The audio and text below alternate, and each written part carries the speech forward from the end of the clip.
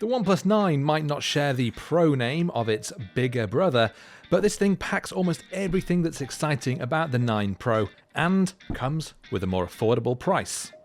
Here then are 5 reasons why this is the best OnePlus phone to buy right now.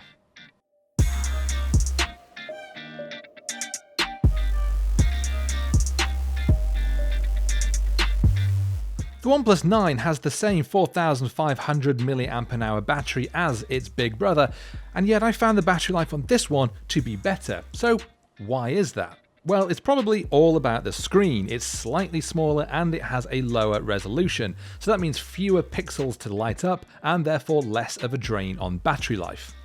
And don't worry about that lower resolution, I could not tell any difference between the two screens, and it really is not something you would notice for 99% of things you do.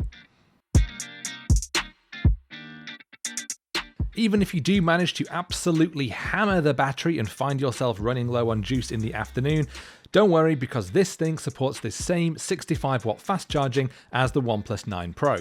It really is absolutely amazing and can take this from empty to full in about 30 minutes. It actually is quite shockingly fast, and it makes it great for those occasions when you've forgotten to charge your phone but need to give it that quick little boost before you head out. Even better is that 65-watt charger actually comes in the box, so you won't need to trawl Amazon trying to find a third-party one which is compatible. It supports wireless charging too, although it does not support the 50-watt fast wireless charging that OnePlus has put into the 9 Pro.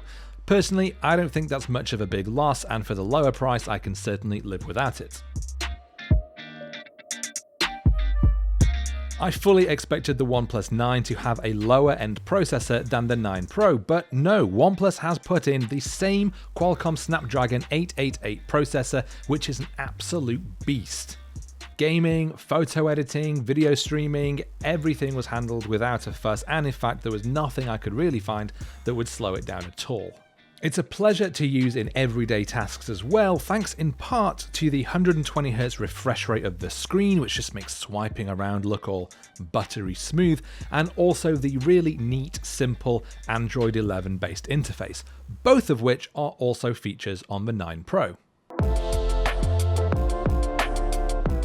I argued that the OnePlus 9 Pro's camera is decent, but it is not up there with the Galaxy S21 or iPhone 12 Pro Max, and while the same is still true of this camera of course, this phone isn't trying to compete with those elite phones, so I think we can be a bit more forgiving. That said, there have still been some compromises from the 9 Pro. It has no optical zoom lens, for example, so you are just going to be using the standard and super wide lenses, and that standard lens has got a smaller image sensor than the one that you'll find on the 9 Pro. For most shots, you probably won't be able to tell much difference because this thing does take some really nice photos in good conditions. All in all, it is a great camera for your everyday snaps, but if you do want the best of the best in terms of smartphone imagery, then you will need to look further up the range. I like the 9 Pro's classy design, and thankfully the standard OnePlus 9 shares quite a few similarities. There's the glossy back and the metallic edging, there's the neat camera unit, and I also really like the sort of pinky purpley tones of my review model. Its screen doesn't curve at the edges, and overall it feels more like a mid-range phone than a high-end phone. It doesn't quite have that luxury firmness that you might expect, but at this price it's a trade-off that I think is absolutely fair. It also doesn't have any official waterproof rating, and while OnePlus does still say that it will probably be able to shake off a spilled drink or two, it's still worth being extra careful, especially if you're around clumsy friends carrying beer. And that is one of the few trade-offs you will need to consider if you're debating between the standard OnePlus 9 and the more expensive OnePlus 9 Pro.